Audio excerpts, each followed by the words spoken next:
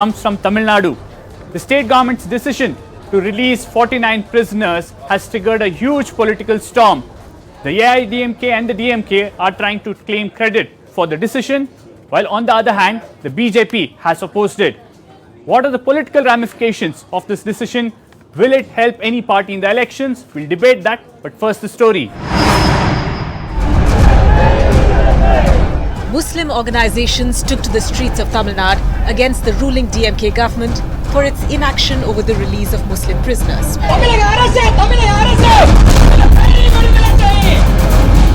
These were not stray demands because political parties in the state too are demanding the same.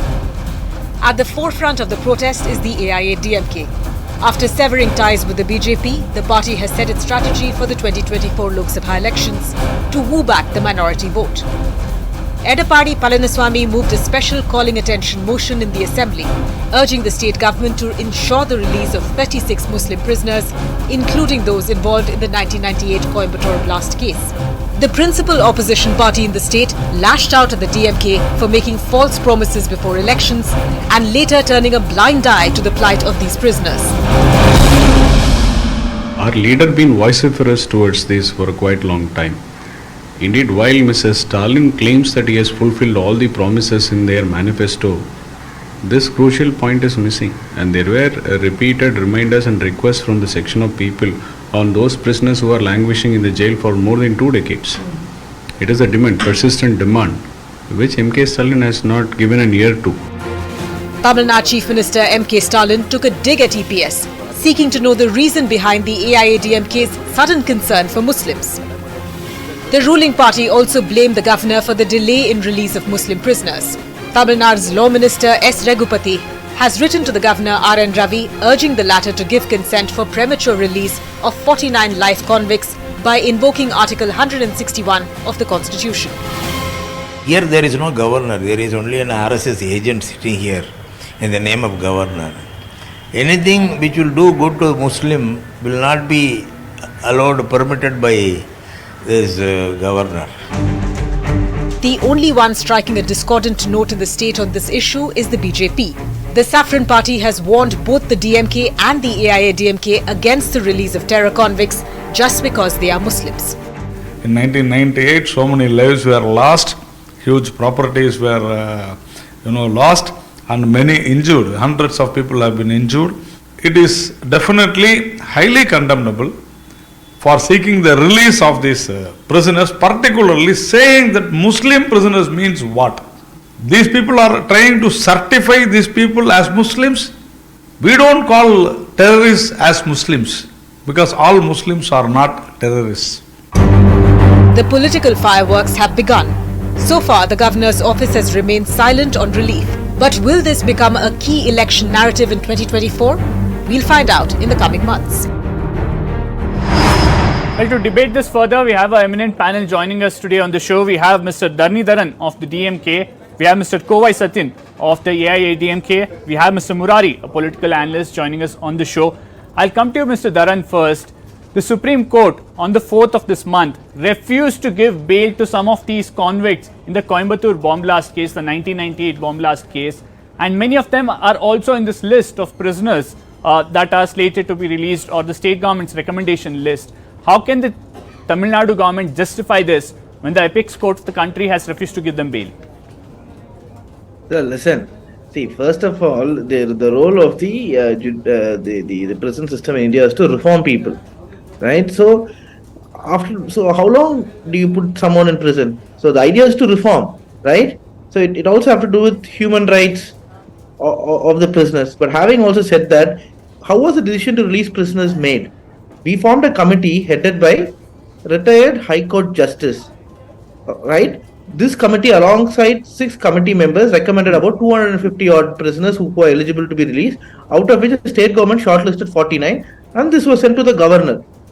What is the governor's job? As per the Article 161, it was very clear in Perarivalan case itself, where Justice Nahesh Rao made it profoundly clear that governor is nothing but shorthand expression of the State Council of Ministers. Which means when the State Council of Ministers have sent a recommendation to release these 49 prisoners, the governor has no job to sit on them. His only job is to assent to the will of the Council of Ministers, because the Council of Ministers represent the will of the 8 crore people of Tamil Nadu. This has been reaffirmed continuously by subsequent Supreme Court verdicts as recent as Pereri Valan, where Justice Nayesh Rao clearly said that Yes. governor nothing but shortened expression. So why is this governor sitting? Which clearly makes things clear that this governor is nothing but an RSS representative. And what is confusing for me is also the AIADMK party, which is now acting like a confused chameleon, has not pointed finger at the governor for deviating from the constitution and deviating from or digressing from the Supreme Court verdicts, right? CAA and NRC Act has come in, which is against. In fact, I'll come to the AIADMK point in just a only bit. because of AIADMK But support. Mr. Dharan, Why is the AIADMK now BJP coming says, and giving what about privileges? 58 people? I'll come to the AIADMK point in a bit, but BJP is asking, what about 58 people who lost their life in 1998 in the Coimbatore blast, their families? They need to have some closure, and perhaps some of these releases will, one, go against those victims. Second, it also raises the larger question of radicalization that we have seen in Tamil Nadu and parts of South India. No, see, I think it's a myth that there's radicalization happening in Tamil Nadu, and more so in South. Tamil Nadu has been peaceful, and when it comes to communal violences or terrorist attack, it has been the lowest in Tamil Nadu and other southern states. It could be it's mostly used by BJP as a political propaganda to maybe appease their vote bank, or to because they don't have development to show, they want to use it as an appeasement tactics in the northern belt. But having said it, Tamil Nadu is peaceful, and there is no radicalization that's happening in Tamil Nadu. Anywhere and everywhere in the world, one or two aberrations might happen, be it Since Norway you or mentioned even appeasement, I'll quickly bring in Mr. Kovai Satyan of the AIADMK. Mr. Satyan, there are two questions here. The Chief Minister is asking, why is the AIADMK suddenly found some new love for the minorities? Second, others pointing out that the AIADMK did not release a single Muslim prisoner during its tenure. If there is a Chief Minister who talks in the Assembly without data and facts, it is Mr. M.K. Stalin. From the year 2015 to 21, 15 prisoners belonging to the Muslim religion were released, who are languishing in prison. Couple of them completed their terms, others took the legal remorse. I am surprised how come a Chief Minister in the Assembly doesn't know this fact. And the point number two, having deceived by M.K. Stalin's fake promises like his election manifesto, the families of the prisoners who are languishing in the jail and a couple of Muslim bodies and parties representing Islam, religion, had come forward and placed their request to our leader Edappadiar to take up this issue. Where were DMK when 15 prisoners were released between 2016 to 2021? Why didn't BJP object? Because it was as per the law. We followed the law. And what DMK did, they gave fake promises to all these people stating, moment we are in power, So AIADMK's decision of supporting CAA and NRC is being questioned. Let me finish. Let me give the data and facts. Give my Okay, time. quickly.